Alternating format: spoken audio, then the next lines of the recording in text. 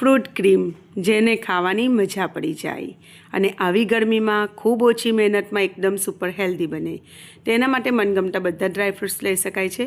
તો મેં બદામ પલાળેલી, છોલતા ઉતારેલી, કાજુ, મખાના, કેળું, તો અડધું કેળું મેં સોસ બનાવવા માટે યુઝ કરું છું અને અડધું કેળું આગળ ફ્રૂટ્સમાં ડેકોરેશન માટે યુઝ કરીશ.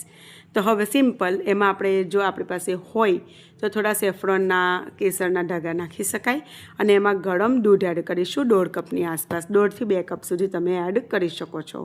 હવે એને ઢાંકીને આપણે રહેવા દઈશું ઓછામાં ઓછો અડધો કલાક સુધી અને પછી હું તમને આગળ બતાવું છું. અડધા કલાક પછી મેં ખોલ્યું, બધી વસ્તુ સરસ સોફ્ટ થઈ ગઈ અને જ્યુસર જારમાં ટ્રાન્સફર કરી અને એમાં બીજું થોડુંક દૂધ એડ કર્યું અને સારી રીતે એને પીસી લેવાનું. હા, એમાં આપણે મીઠાશ માટે મધનો ઉપયોગ કરવાના છે. તો આજે આપણે ખાંડ નહીં, સાકર નહીં કે પછી એમાં ખજૂર નહીં, એ બીજી કોઈ વસ્તુ નથી વાપરવાના, મધનો યુઝ કરીશું. તો મધ પણ આપણી હેલ્થ માટે બહુ જ ફાયદાકારક છે. તો જુઓ, આ ક્રીમ એકદમ ઇમ્પોર્ટન્ટ વસ્તુ છે આપણી આ રેસીપી માટે. એ તૈયાર થઈ ગયું છે.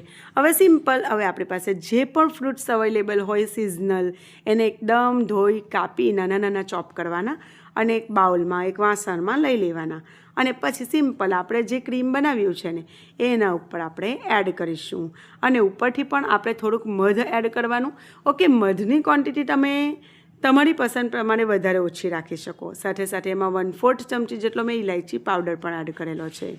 તો ઇલાયચી પાવડરનો ટેસ્ટ પણ આમાં બહુ જ સરસ લાગતો હોય છે. તો તમે પણ જરૂરથી બનાવીને ટ્રાય કરજો. ઉપરથી પણ આપણે થોડુંક મધ અને ડેકોરેશન કરીશું બધા ફ્રૂટ્સથી અને થોડા ડ્રાયફ્રૂટનો ભૂકો એડ કરીશું. પછી આપણે એને ફ્રીઝમાં અથવા ફ્રોઝરમાં અડધા કલાક સુધી મૂકીશું અને ફ્રીઝમાં નીચેના ભાગમાં કલાક સુધી અને એન્જોય કરીશું. બહુ મજા આવશે ખાવાની.